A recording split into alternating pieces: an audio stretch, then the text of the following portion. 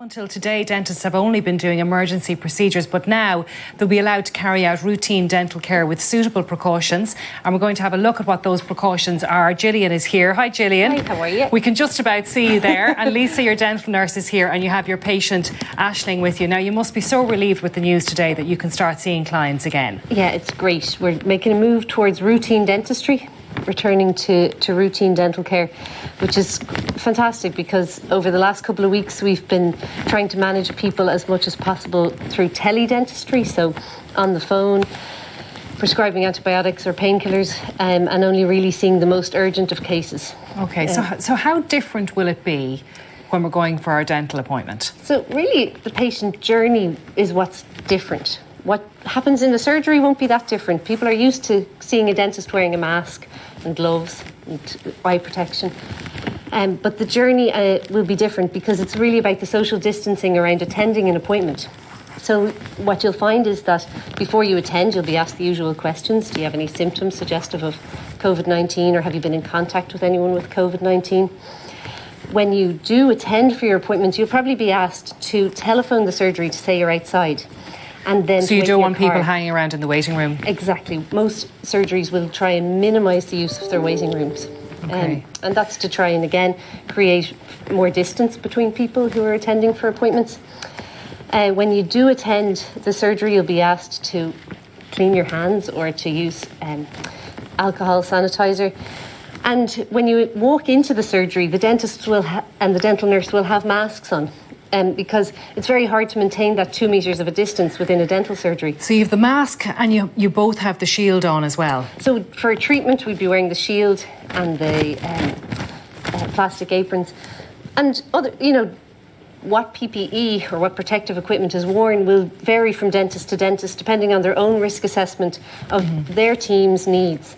But the PPE is really the last line of defence. The really important thing is that discussion with the patients beforehand so that we make sure that the patients we're seeing are asymptomatic, that we're not bringing patients that have symptoms suggestive of COVID-19. Okay. Will you work away there and show us what the sure. appointment might look like? And Sam, I might bring you in here. I mean, it is great news that dentists can start operating today and working pretty much as normal with some obvious changes in place.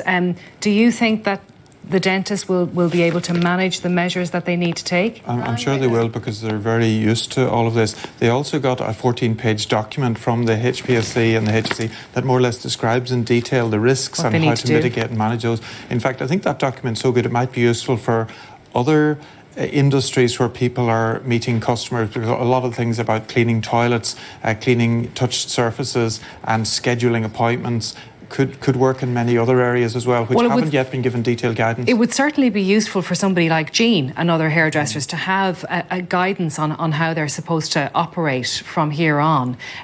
The one area, though, that you're worried about, there are specific treatments, aren't they, that are more invasive or are more complicated, Gillian? So some of the procedures that we do create an aerosol or a spray, and that's really where the biggest concerns were.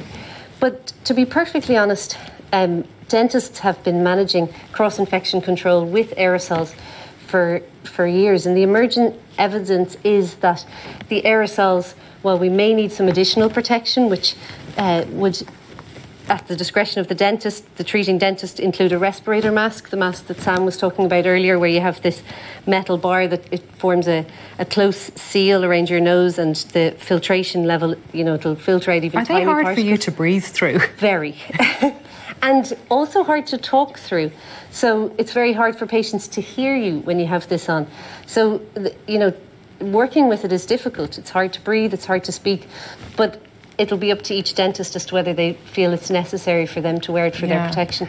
I think for a patient experience, coming into the dentist where their face is covered with a mask, and equally maybe going to the hairdressers, it cuts out a lot of that non-verbal communication. And because a lot of people, and particularly the patients we treat a lot of children and people with autism, that'll be hard because they'll come in and they won't see us smiling. They won't see our faces. So I think you do look, you're quite covered with what you're wearing. I mentioned that you don't really want a lot of people in the waiting room, but your waiting room's going to be stripped back now, isn't it? I mean, there'll be no magazines, no toys. No toys. And the surgery's the same, so it may seem like the practices look bare or unwelcoming, but that's really about being able to clean surfaces and have as little unnecessary items around. And tell me, we're just about to talk about temperatures now. Have you decided to take the temperature of people as they arrive? Yeah, so I think it'll be fairly commonplace for people to take temperatures. The guidance that came out on Friday was excellent, but it left taking temperatures up to the discretion of the dentist. So we've decided in our practice that we will take temperatures for patients who are attending for the aerosol procedures, because the important thing with those procedures is that we perform them on people who have no fever, no symptoms suggestive of COVID-19 and haven't been in contact with someone with COVID-19. And then, given we live in a country where the community transmission is low and the public health advice that has been given is appropriate for our country, and the precautions we're taking are appropriate. Well, Gillian, thank you very much for coming in, and Aisling, our patient, and Lisa, our nurse, thank you very much.